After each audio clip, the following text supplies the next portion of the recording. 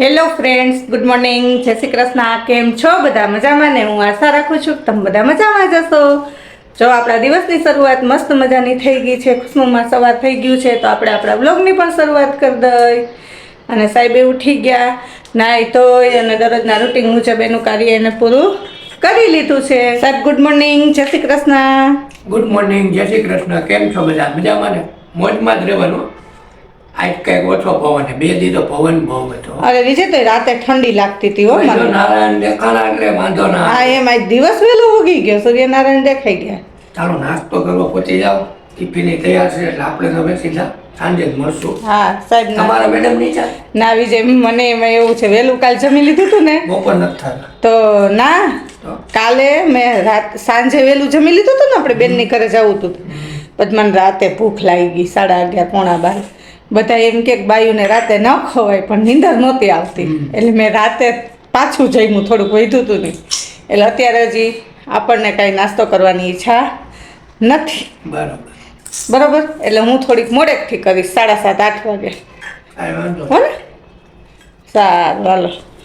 વાસી કામ ઘરનું બધુંય થઈ ગયું અને હવે મશીનમાં કપડાં ધોવાય છે. હવે એ છેલ્લું કામ એક બાકી છે. હવે જોઈ આવું કે કેટલીક મિનિટ બાકી છે.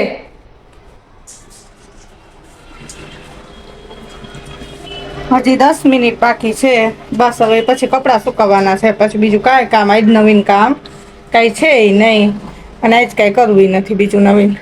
અને આજ તો હવે સરસ વાતાવરણ સરસ છે, જો તડકો સરસ નીકળ્યો, એટલે 2 દિવસ તો ઠંડુ ઠંડુ લાગ્યું. એનું કારણ એ હતું કે વરસાદ આવ્યો હતો ને, એટલે આજ પાછું ઉનાળા જેવું થઈ ગયું. ચાલો, આપણે બનાવવાની છે ફુદીનાની ચટણી.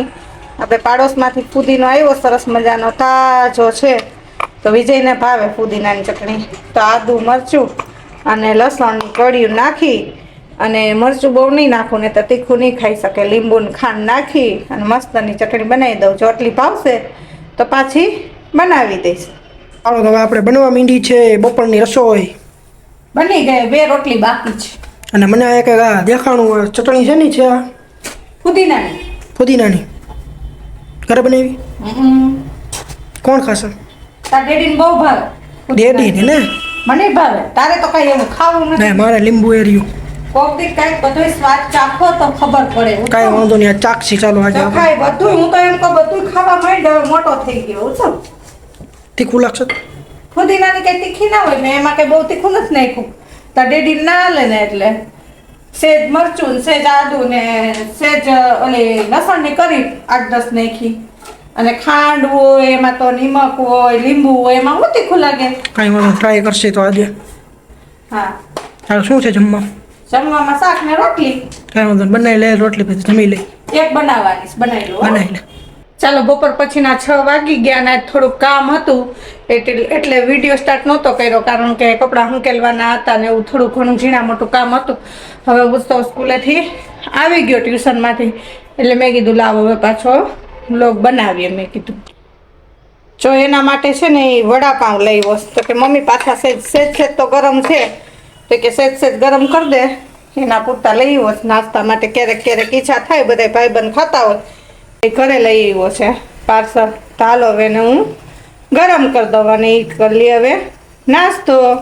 હાલો, આજ સોમવાર છે ને, એટલે મલાઈની છાશ કરી અને માખણ ઉતારી લઉં. મેં કીધું 1-2 દિવસ ત્યાં નક્કી કરતી હતી થોડીક મલાઈ ભેગી થઈશ તો ઘી ગરમ કરી નાખું. બહુ ઝાઝી નથી પણ થોડીક છે.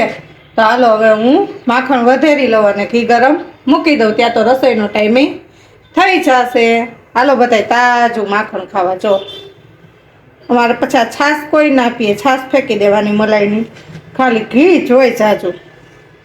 ડેડી આવી ગયા છે દુકાનેથી અને ફોન મૂકે છે ચાર્જિંગમાં. હજી તો ઘરમાં ફોન દીધો, ટિફિન ઠેકાણે નથી મૂકવાનું. હજી તો અહીં નહીં પીશ. પધારો. શું મેડમ કોઈને છે? જો ટોમેટાની કટિંગ. સેવ ટમેટાનું શાક લાગે, એમાં સેવ પીરી. હોય નજીક આવી તો જોવો. હાલો તમે ગેસ કરો શું ઈ છે. એક વસ્તુ આમ ઊંધું કરતો, નકર વાંચી લે. હાલો કયો. મને ના ખબર પડી. જો ખજૂર દાબેલી હાલો. ખજૂર આમને દાબેલી આ સિંગદાણા હોય એટલે કીધું દાબેલી મસાલા વાળી છે. દાબેલી. ખબર પડી ગઈ હો ઉત્સવ. દાબેલી. એક વસ્તુ નથી બીજી. શું? આ ઓચિંતાનું નક્કી કર્યું દાડમ નથી. ને દાડમ ના હોય તો હાલે. એમની છે તો સસ્તા જ, પણ હવે લેવા કોણ છે અત્યારે? આપણે એક તો હોય. મહેમાન તો હશે. હા, એક તૂટી ફૂટી નથી, દાડમ નથી. એ ના હોય તો ચાલે. ફૂટી ફૂટી તો તમારે લઈ આવવાની જરૂર હતી, ફોન કરી દીધું. ચાલશે. દાડમ ને કીધું હવે માર્કેટે આપણે એક તો મોડું થઈ જાય, પછી ઓચિંતાનો પ્લાન કર્યો. ના, ના, ચાલશે. એમ તો સાસુ. ખીચડી તો કરી. જો કુકરમાં આપણી હિસે ગ્લાસ ભરી. ઉત્સવ એ થોડુંક મોડું થઈ ગયું તો મારા દીકરા બટેકાનું શાક ઉતરાવા લાગીશ. કાંઈ વાંધો નહીં. હાલ આવજો હો. એટલે તમારે કુકરમાં ઈ ખાવાનું કે બનાવી ખાવાનું? ના ના બધું taste હા. કરશે. બધું ડાયા થઈ ગયા. ઉત્સવ બધું ખાવા માંડ્યા.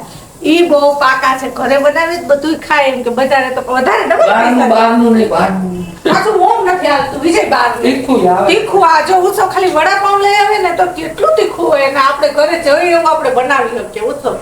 એટલે ક્યારેક ખાઈ લે બાઈનું, એમાં ધરાઈ ના ખાય, આપણે નાસ્તામાં હાલે.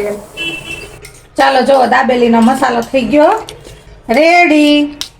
હવે છે ને એને ઘડીક વારમાં પાથરી દઉં અને ઉપર બધોય મસાલો જે લગાડવાનો છે. દાડમ તો નથી, દાડમના દાણા હોય, પછી તૂટી ફૂટી હોય, પછી મસાલા સિંગ, ધાણા ભાજી બધું લગાવી દો ને પછી સીધી આપણે દાબેલી ભરીને શેકવાની જ રહે. બરોબર ને ઉત્સવ? કેવો બન્યો મસાલો? મને શું ટેસ્ટ ખબર? કરો પછી ટેસ્ટ કરું કે ખબર પડે? દેખાવમાં કેવો બન્યો? દેખાવમાં મસ્ત થાય. મસ્ત છે ને? હાલો હવે મસાલા સિંગ લગાવી દો. દાડમ હોય ને તો આમાં ઓર સ્વાદ આવે, પણ ઓચિંતાનો જ પ્લાન થયો ને. સેવ સેવ તો આ રહી આપણે. સેવ તો ભરીએ ત્યારે લગાવવું કે ત્યારે ઉપર જ લગાવી ઉપર દઉં? લગાડી દે ને. એટલે પછી સીધું મારે ભરવાનું છે રે. થોડીક ઉપરથી નાખીશ, થોડીક આમાં. ભરવા. હવે ધાણા ભાજી અને આ ચટણી લાલ લીલી તો હું પાઉંમાં લગાવીશ. બરાબર ને?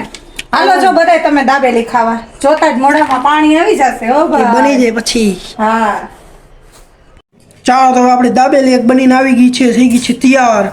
Ready બધું. તો ઓકે જણા દાબેલી. બે જણા અમારે દાબેલી બનાવવામાં છે. કરતા જાય, શકતા જાય. એને તો હમણાં હું બેસાડી દઈશ. બે થઈ જાય ને એટલે કીધું પછી હું બેસી જાઉં. એ હાથ વગાડવે કે તું ભરતી જા, હું જીરીક શેકાવવી છે. ગરમા ગરમ તું જો આમ બની ગઈ. ગરમા ગરમ બનીને ઉતરે છે જો, ટેસ્ટ કરી એકદમ બતાવી. મસાલાથી ભરપૂર. કચ્છી દાબેલી હો. કચ્છી દાબેલી, કચ્છી મસાલો ઘરે બનાવ્યો. કરે. Homemade dabeli, Kutchi dabeli homemade. તો હાલો તમે બની જાય એટલે બેસી જાઓ. તું ચાલુ કર હાલ. હાલો હાલો. ચાલો તો હવે આપણે મસ્ત મજાની હોમમેડ કચ્છી દાબેલી ખાઈ લીધી. બહુ મજા આવી બધાને, બહુ મજા આવી હો. બહુ મજા આવી બધાને. છેલ્લે હું જમું. મમ્મી જમે છે છેલ્લે. તો આજના બ્લોગમાં આટલું જ. જો તમને લોકોને બ્લોગ પસંદ આવ્યો હોય તો ચેનલને લાઈક શેર અને સબસ્ક્રાઈબ કરજો. તો મળશું આપણે નેક્સ્ટ બ્લોગમાં.